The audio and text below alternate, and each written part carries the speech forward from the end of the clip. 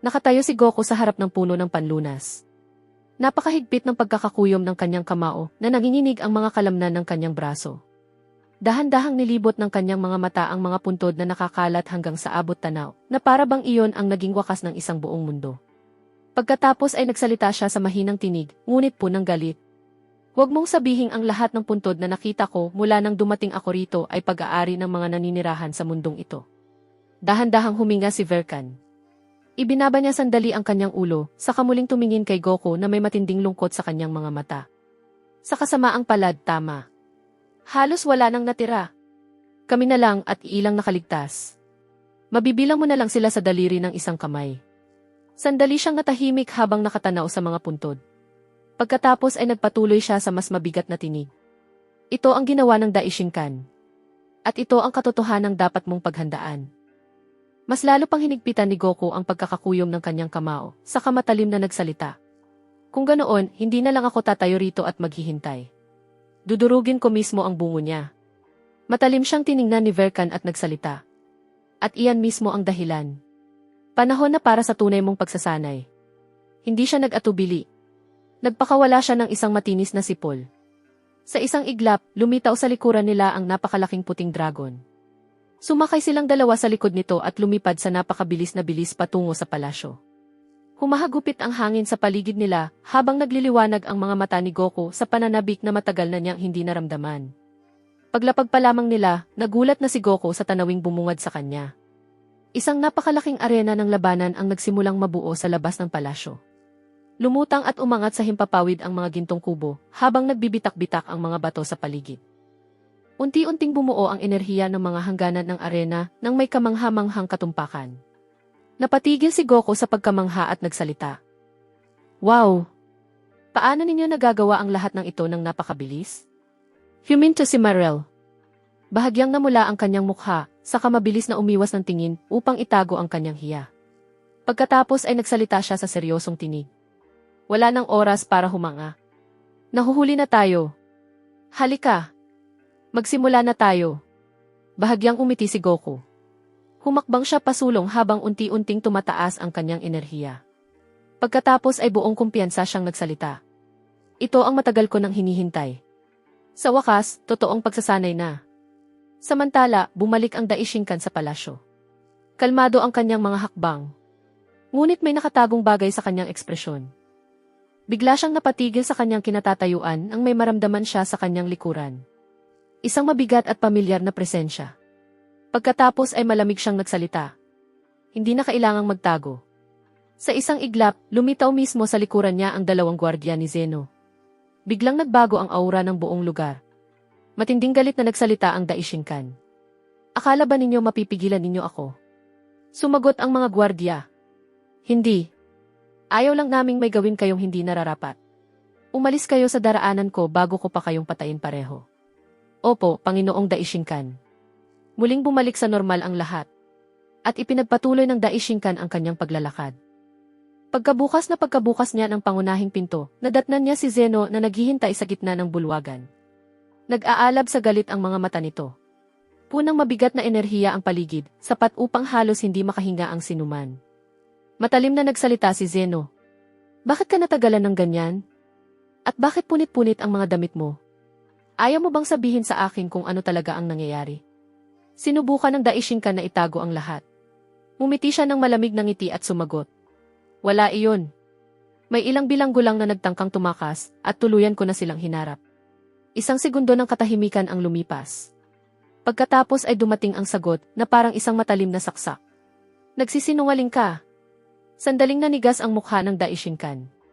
Isang bahagyang pagkabigla ang dumaan sa kanyang mga mata. Humakbang si Zeno pasulong. Lalong bumigat ang kanyang tinig. Dumaan ako sa tore ng orasan. At wala si Goku roon. Buong panahong ito, nagsisinungaling ka sa akin. Nasaan si Goku? Sa isang iglap, nagbago ang lahat. Ang pagkabigla sa mukha ng Daishinkan ay napalitan ng isang madilim, malalim at nakapangingilabot ng ngiti. Pagkatapos ay malamig siyang nagsalita. Ngayong umabot ka na sa puntong ito, wala nang saysay na itago pa ang katotohanan. Pagod na rin ako sa'yo. Araw-araw. Walang katapusang mga utos. Mga paghihigpit. Palagi mo akong binabantayan. Na para bang isa lang akong alipin mo. Dahan-dahan niyang itinaas ang kanyang ulo. Nagningning ang kanyang mga mata sa sukdulang kasamaan. Pinigilan mo akong pumunta sa mundo ng kadiliman. At ibalik ang asawa ko. At ang tanging dahilan yon ay ang ginawa ko roon noon. Pero ngayon, hindi mo na ako mapipigilan. Dito na magtatapos ang lahat sa pagitan nating dalawa. Biglang sumabog ang aura ni Zeno. At nagsalita siya sa galit na hindi mailarawan. Walang matatapos sa atin. Ikaw ang mabubura sa mismong pag-iral. Itinaas niya ang kanyang maliit na kamay. At isang dalisay na puting kapangyarihan ang sumibol. Maging ang mismong kalawakan ay nagsimulang maipit. Gumuho ang mga batas ng pag-iral sa sandaling iyon. Isang enerhiyang kayang bumura sa isang nilalang ng tuluyan. Isang tama lamang. Sapat na iyon upang wakasan ang lahat. Malamig na sinabi ni Zeno. Taksil. Kung nalaman ko lang noon ang tunay mong pagkatao, hindi sana kita hinayaang mabuhay hanggang ngayon. Nagsimulang maglaho ang katawan ng Daishinkan. Nagmistulang mga butil ng liwanag ang kanyang katawan. Unti-unti itong naglaho. Naglaho ng tuluyan na para bang hindi siya kailanman umiral. Katahimikan. Tapos na ang lahat. O iyon ang akala ni Zeno. Dahil bigla, nagsimulang gumalaw ang mga nagkalat na butil. Unti-unti silang nagtipon. Umikot. Nagsanib sa likuran niya. Tahimik. Walang anumang presensya. Walang kahit anong babala. At sa loob lamang ng isang iglap, ganap na muling nabuo ang katawan ng Daishinkan sa likuran ni Zeno. Isang malamig na tinig ang bumasag sa katahimikan. Tapos na. Natapos na ang panahon ng pamumuno mo, munting duwende. Nanigas si Zeno. Hindi niya iyon maunawaan. Hindi niya maintindihan ang nangyari. Naguguluhang nagsalita si Zeno. Paano? Paano ka nakabalik? At bago pa siya makagalaw. Bago pa siya makapag-isip. Nauna nang kumilos ang kamay ng Daishinkan. Isang atake. Mabilis. Tiyak. Sa nakapangingilabot na katahimikan, humiwalay ang ulo sa katawan. Walang sigaw. Walang paglaban. Katapusan lamang. Bumagsak ang ulo ni Zeno. At doon nagtapos ang kanyang pag-iral. Sa unang pagkakataon mula nang magsimula ang kanyang paghahari, bumagsak ang pinakamataas na pinuno. Nakatayo ang Daishinkan habang nakatingin sa katawan nito, walang anumang bakas ng emosyon sa kanyang mukha. Pagkatapos ay nagsalita siya sa nakagiginaw na kalmadong tinig. Ngayon, wala nang manggugulo sa akin. Wala nang magbabantay sa bawat kilos ko. At wala nang pipigil sa akin. Dahan-dahan niyang itinaas ang kanyang ulo. Isang malamig na ngiti ang sumilay sa kanyang mukha. Panahon na para sa tunay na simula. Ibabalik ko ang asawa ko. At maghahari kaming magkasama. Samantala, sa mundo ng kadiliman, malayong malayo sa lahat ng iyon, nakatayo si Goku sa gitna ng lugar ng pagsasanay. Nakaharap niya si Prinsesa Mirelle. Nag-aalab ang hangin sa paligid nila sa siksik, malalim at madilim na enerhiya. Nagbago na ang katawan ni Goku. Kumikinang na mga guhit ang kumalat sa kanyang balat. Matalas ang kanyang mga mata. At wala nang kapantay ang kanyang pokus. Bigla siyang sumugod. Pareho silang naglaho sa kanilang kinatatayuan at muling lumitaw sa isang iglap. Banggaan. Isang itim na kislap ang sumabog sa pagitan nilang dalawa. Pareho silang napaatras. Ngunit ngumiti si Goku at buong kumpiyansang nagsalita. Mas mabilis. Mas malakas. Pakiramdam ko, unti-unti ko nang nauunawaan ang kapangyarihang ito. Tinitigan siya ni Mirelle nang may matinding pokus at kalmadong nagsalita. Ginagamit mo ang napakataas na antas ng kapangyarihan ng kadiliman nang hindi nawawala ang sarili mo. Hindi iyon normal. Tumawa si Goku. Siguro dahil hindi ko na ito tinitingnan bilang kaaway, kundi bilang bahagi ng sarili ko. Sa kaibuturan ng kanyang pagkatao, marahang tumawa ang tinig ng hari ng kadiliman. Huwag kang magmadali. Malayo ka pa sa tunay kong kapangyarihan. 30% pa lang ang nagagamit mo. Buong kumpiyansang sumagot si Goku. Siguro nga. Pero hinding-hindi ako magiging sisidlan mo. Ako ang magpapasya kung paano ito magtatapos. Tumigil ang laban. Saglit na katahimikan. Pagkatapos ay nagsalita si Goku habang nakatingin sa direksyon ng palasyo. At ngayon, gusto ko ng totoong laban. Gusto kong makaharap ang ama mo. Gusto kong subukan ang mga hangganan ng lakas ko. Bahagyang nagbago ang ekspresyon ni Mirelle at may bahid ng pag-aalala siyang nagsalita. Sa palagay ko, hindi niya gugustuhin iyon. Ngunit bago pa niya matapos ang sasabihin, biglang yumanig ang buong mundo. Isang napakalaking alon ng enerhiya ang tumawid sa kalangitan. Maging ang kulay ng mismong kadiliman ay nagbago. May isang bagay na nagising. Dahan-dahang itinaas ni Goku ang kanyang ulo. Nagningning ang kanyang mga mata. Unti-unting nagbago ang kanyang anyo. Nagsimulang tubuan ng gintong balahibo ang kanyang mga braso. Mahina siyang nagsalita. Ang enerhiyang ito. Pinanginginig ako sa pananabik. Sa kauna-unahang pagkakataon, naging seryoso ang tinig ng hari ng kadiliman sa kanyang kalooban. Goku. Sa tingin ko, panahon na para ihinto ang pagsasanay mo.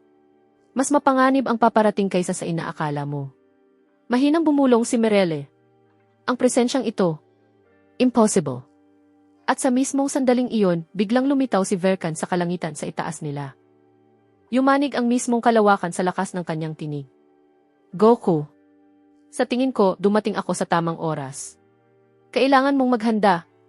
Nakawala na ang Daishinkan sa lahat ng kanyang limitasyon. Pinatay niya si Zeno. At malamang nasusunod niya tayong puntiryahin. Pupunta siya rito upang palayain ang kanyang asawa. Isang determinadong ngiti ang sumilay sa mukha ni Goku. Sumabog mula sa kanyang katawan ang isang gintong aura. Sa wakas, isang laban na karapat-dapat sa lahat ng isinakripisyo ko.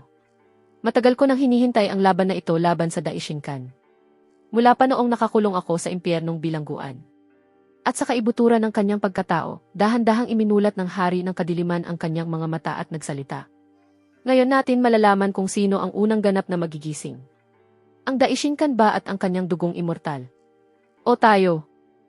Lumipat ang tagpo sa planeta ni Beerus. Hindi pang karaniwang payapa ang kalangitan. Ngunit punang mabigat na presensya ang hangin. Sa loob ng planeta, dahan-dahang namulat si Gohan. Unti-unting bumalik sa normal ang kanyang paghinga. Ang kanyang katawan, na halos nagkapira-piraso ilang sandali lamang ang nakalipas, ay ganap ng magaling. Ang unang nakita niya ay ang mukha ni Whis. Suot nito ang dati nitong mahinahong ngiti. Ngunit sa likod nito ay mailungkot na hindi maikakaila. Mahinang nagsalita si Whis. Mukhang nakabalik ka na sa amin, Gohan. Dahan-dahang gumalaw si Gohan. Tumingin siya sa paligid. Pagkatapos ay itinuon ang kanyang paningin kay Whis at diretsong nagtanong. Whis, ikaw ba talaga iyan? Kung ganoon, kakampi ka namin, hindi ba? Saglit na katahimikan ang namagitan sa kanila. Pagkatapos ay napabuntong hininga si Whis at mahina siyang nagsalita. Tama. Kakampi ninyo na ako mula pa sa simula. Pero hindi ako ang dapat mong pasalamatan. Si Panginoong Beerus ang pasalamatan mo. Napakunot ang noo ni Gohan. Si Beerus. Nagpatuloy si Whis. Tama. Siya. Napipilitan lang siyang lumaban sa panig ng Daishinkan. Hindi dahil gusto niya, kundi dahil wala na siyang ibang mapagpipilian. Mahigpit na kinuyom ni Gohan ang kanyang kamao. Kung ganoon, naiipit siya sa pagitan ng dalawang panig. Hindi niya alam kung alin ang dapat niyang piliin. Biglang lumaki ang mga mata ni Gohan na para bang may mahalaga siyang naalala. Sandali. Nasaan ang taong nagligtas sa akin? Bago pa niya matapos ang tanong, isang tinig ang nagmula sa kanyang likuran. Isang pamilyar na tinig. Ngunit mas malakas. Mas mabigat. Narito ako. Masaya akong buhay ka pa, kuya. Nanigas ang buong katawan ni Gohan. Dahan-dahan, lumingon siya. Hindi makapaniwala ang kanyang mga mata sa nakita. Sa harapan niya ay nakatayo si Goten. Ngunit hindi na ang batang kapatid na natatandaan niya. Mas matangkad na ang kanyang katawan. Litaw ang mga kalamnan. Napakabigat ng aurang bumabalot sa kanya. At ang kanyang mga mata ay puno ng lakas at karanasan. Gulat na nagsalita si Gohan. Goten. Umiti ito ng bahagya. Tama. Ako nga. Lumapit si Gohan. Sinipat niya si Goten mula ulo hanggang paa. Pagkatapos ay taimtim siyang nagsalita. Ang lakas mo. Ang presensya mo. Nalampasan mo na ako. Ipinagmamalaki kita, kapatid. Kailan nangyari ang lahat ng ito? Saglit na tumingala si Goten sa kalangitan. Pagkatapos ay sumagot. Salamat kay Panginoong Beerus. Siya ang nagdala sa akin dito. Isang agos ng sakit at kalupitan ang tila bumalot sa kanyang pagkatao. Lalong bumigat ang kanyang tinig. May ibinigay siya sa akin. Ang sumpa ng panlunas. Isang sinaunang eliksir. Sinabi niyang hindi niya kailanman pinangahasang gamitin iyon. Pero iyon na lang ang natitirang paraan upang madagdagan ang aking kapangyarihan. Nagpatuloy siya, nag-aalab ang kanyang mga mata. Sinabi niya rin na ang sinumang uminom nito ay maaaring hindi na muling mabuhay. Kaya bago ko iyon ininom, siya mismo ang nagsanay sa akin. Pagsasanay na walang awa. Hindi makatao. Huminga siya ng malalim. Umiyak ako. Sumigaw ako. Hindi ko mabilang kung ilang beses akong bumagsak. Pero hindi ako tumigil. Hanggang sa nagising ko ang pinakamakapangyarihang anyo ng Ozaru na nakita ng unibersong ito. Saglit na katahimikan ang namagitan. Pagkatapos ay muli siyang nagsalita. At nang handa na ako, ininom ko ang isinumpang eliksir. Heto! Inumin mo na ito. Ang sumunod pagkatapos noon ay hindi na pagsasanay. Isa na iyong digmaan. Isang digmaan sa loob ng sarili kong katawan. Bawat isang oras doon ay katumbas ng 2 taon sa loob ng sumpang iyon. Lumaki ang aking katawan. Paulit-ulit na napunit ang aking mga kalamnan. At paulit-ulit ding nabuo muli. Kalaunan, nagbago ako sa pambihirang anyo ng higanting berdeng Ozaru. At hinarap ko ang itim na isinumpa. Nagawa pa nitong putulin ang kaliwa kong mata gamit ang espada nito. Pero paulit-ulit ko rin itong pinatay. Taon-taon. Hanggang sa tuluyan akong nagtagumpay. Itinaas niya ang kanyang ulo ng buong kumpiyansa. At nang magising ako, ganito na ako. Tahimik na nakinig si Gohan.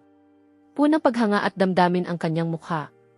Pagkatapos ay ngumiti siya at nagsalita. Kung ganoon, dumaan ka rin pala sa impyerno. Katulad namin ni Dad. Napatawa siya ng bahagya. Napakalupit na pagkakataon. Lumapit siya at mahigpit na niyakap si Goten. Masaya akong nandito ka. Mahigpit ding gumanti ng yakap si Goten. At hindi na kita iiwan muli. Bahagya silang naghiwalay. Pagkatapos ay nagsalita si Gohan, nagliliwanag ang kanyang mga mata sa matinding determinasyon. Magkasama tayong lalaban. Ibabalik natin ang ating ama, si Son Goku. At pababagsakin natin ang Daishinkan. Sa pagkakataong ito, hindi na tayo matatalo. Tumango si Goten ng buong kumpiyansa. Magkasama hanggang sa huli. Kalmadong nagsalita si Whis. Kung iyan na ang pasya ninyo, alam ko kung nasaan siya. Biglang napalingon ang dalawa sa kanya. Saan? Bahagyang umiti si Whis. Isang mundong hindi madaling marating. Pero ngayon, hindi na kayo ang dati. Humakbang siya pasulong at nagsalita. Maghanda kayo. Pupuntahan natin siya. Nabanaaga ng tuwa at matinding determinasyon ang kanilang mga mukha. Sa wakas. Samantala, sa mismong sandaling iyon, sa napakalayong palasyo ni Zeno. Hindi na ito ang dati nitong anyo. Madilim ang kapaligiran. Mabigat ang hangin. Na para bang maging ang mismong pag-iral ay natatakot. Sa gitna ng napakalaking bulwagan ay nakatayo ang Daishinkan. At nasa kanyang likuran ang lahat ng mga Diyos ng pagkasira. At sa kanyang harapan ay nakatayo ang mga natitirang anghel. Ang sarili niyang mga anak. Nakatitig silang lahat sa kanya. Ngunit hindi nang may paggalang. Kundi may halong pag-aabang at takot. Dahan-dahang itinaas ng Daishinkan ang kanyang ulo. Malamig ang kanyang mga mata. Walang bakas ng awa. Pagkatapos ay nagsalita siya ng iisang pangungusap. Ngunit sapat iyon upang yumanig ang buong palasyo. Ang digmaang ito ay para maibalik ang inyong ina. Katahimikan. Ngunit hindi ito payapang katahimikan. Ito ang katahimikan bago ang pagsabog. Nagpatuloy siya. Lalong tumigas ang kanyang tinig. Ayokong may mag-atubili. Ayokong may magpakita ng awa. Ang gusto ko ay isang digmaang magtatapos lamang sa kamatayan.